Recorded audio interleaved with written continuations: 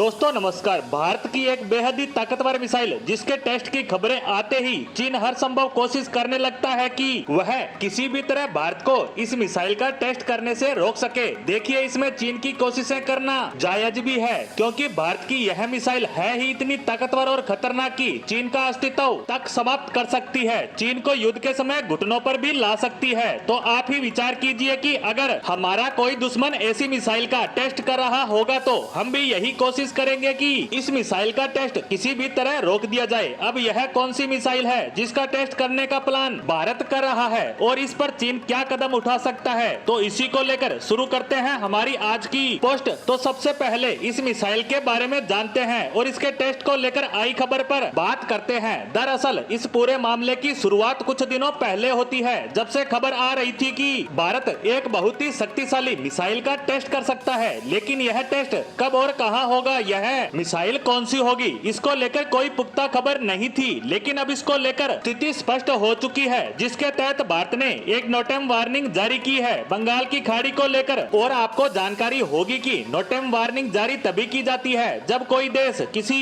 Drone, missile, लड़ाकू विमान का परीक्षण कर रहा हो। अब बंगाल की खाड़ी में भी 13 से 14 सितंबर के बीच यही होने वाला है और वह भी एक बड़ी और शक्तिशाली मिसाइल का। अब आप कहेंगे कि आपको कैसे पता कि किसी बड़ी और शक्तिशाली मिसाइल का टेस्ट होगा, तो मैं बता दूं कि आप इस पूरे एरिया की लेंथ देखिए। ये शुरू होती है भारत के पूर्वी राज्यों से और दक्षिणी राज्यों से होते हुए श्रीलंका को भी पार कर जाती है और इसके बाद भी काफी बड़े एरिया को कवर करती देखी जा सकती है, जो लगभग 1990 यानी तकरीबन 2000 किलोमीटर लंबी एरिया वार्निंग भारत द्वारा जारी की गई है। अब आप सोच रहे होंगे कि इस मिसाइल की रेंज 2000 किलोमीटर होगी, तो ऐसा नहीं है। यह रेंज इससे कहीं ज्यादा होगी। देखिए, जो मिसाइल 5 या 7,000 या इससे भी ज्यादा रेंज की होती है, तो ऐसा नहीं है कि उसको इस रेंज तक ही टेस्ट करके देखा जाता है। ऐसा बिल्कुल नहीं होता। अमूमन जो लॉन्ग रेंज मिसाइल होती है उन्हें 2 से लेकर 4000 किलोमीटर के एरिया में ही फायर करके देखा जाता है।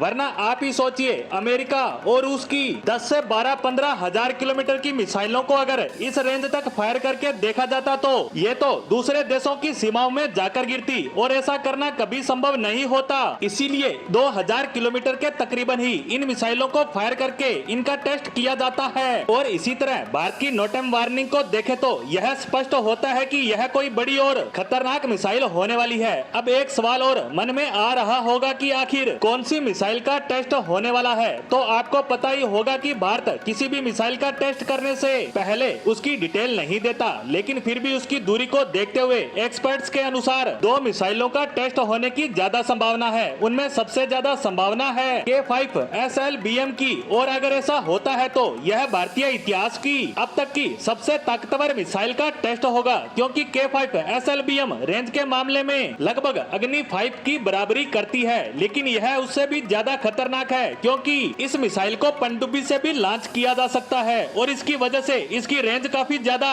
हो जाती है, क्योंकि पनडुब्बी हजारों किलोमीटर तक जा सकती है। और अगर इतनी दूरी पर जाकर इस मिसाइल को दागा जाता है तो इसकी रेंज में भी इजाफा होगा और इसीलिए चीन इसके टेस्ट को रोकने के लिए अपने 3rd जनरेशन के ट्रैकिंग वेसल शिप को भारत की तरफ रवाना कर चुका है और वह 12 तारीख तक सिंगापुर पहुंच जाएगा। और अगर श्रीलंका उसे अपनी सीमा में घुसने की परमिशन दे देता है तो भारत को इस टेस्ट को टालना पड़ेगा, जैसे पहले भी हो चुका है। अब देखने वाली बात होगी कि चीन इस टेस्ट में कहां तक खलल पैदा कर सकता है और क्या भारत इस टेस्ट को करने में सफल रहता है, जिस पर हमारी नजर लगातार बनी रहेगी। इसी के साथ हमारी आज की पोस्ट को यहीं समाप्त करते हैं। धन्यवाद।